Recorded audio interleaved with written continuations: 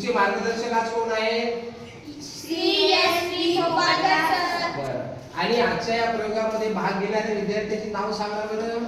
राजवीर चरण राठोड, पल्लवी गोविंद पवार, पूर्वी बाबूलाल राठोड, किंजल केशव मोरे, पूनम चंद्रकांत शेळके. शाबास.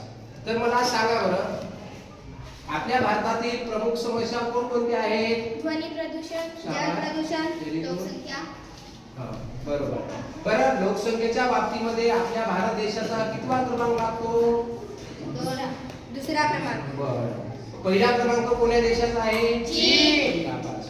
बरं, मला सांगा, लोकसंख्या वाढ ही एक प्रमुख समस्या आहे, बरोबर आहे. मग लोकसंख्या वाढीची कारणे कोणकोणती आहेत? जन्मदर, मृत्यूदर, आयुमान, स्थलांतर. Very good. बरं, मग जन्मदर म्हणजे काय? एका वर्षात 10,000 लोकसंख्या मागे जन्मलेल्या एकूण जिवंत अर्भकांची संख्या म्हणजे जन्मदर होय. शाबास. मृत्यूदर म्हणजे काय?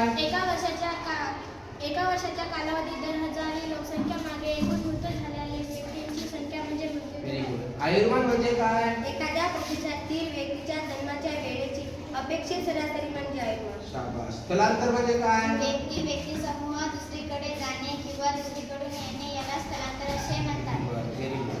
तर मला आता सांगा, आता लोकसंख्येचे वितरण करण्यासाठी तुम्ही एखादं प्रात्यक्षिक करून दाखवू शकता का? हो सर. बरं, दाखवा बरं. स्पष्ट.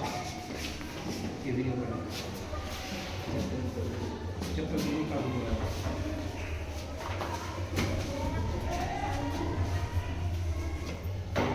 मला हे प्रयोग स्पष्ट करून दाखव बरं. लहान आकाराच्या क्षेत्रामध्ये जर लहान आकाराच्या क्षेत्रामध्ये 100 लोक उभे केले आणि मोठ्या आकाराच्या क्षेत्रामध्ये 100 लोक उभे केले तर लहान आकाराच्या क्षेत्रामध्ये लोकसंख्या जास्त असेल. आता हे 2 मुली आहे, याच्यामध्ये अजून 2 मुली आहे, म्हणजे बसवल्या डब्यामध्ये तर जागा कमी पडेल आणि लोकसंख्या पण वाढेल. शाबास, very good. याचा अर्थ लोकसंख्या जर वाढली तर आपल्याला प्रदेश कमी पडू शकतो आणि लोकसंख्या वाढीची अशा प्रकारची दुष्परिणाम आपल्याला दिसून येतात. बरोबर आहे? ठीक आहे. आता लोकसंख्या वाढीचे काही घटक सुद्धा आहेत बरं.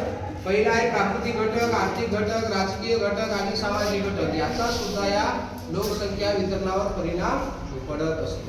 ठीक आहे.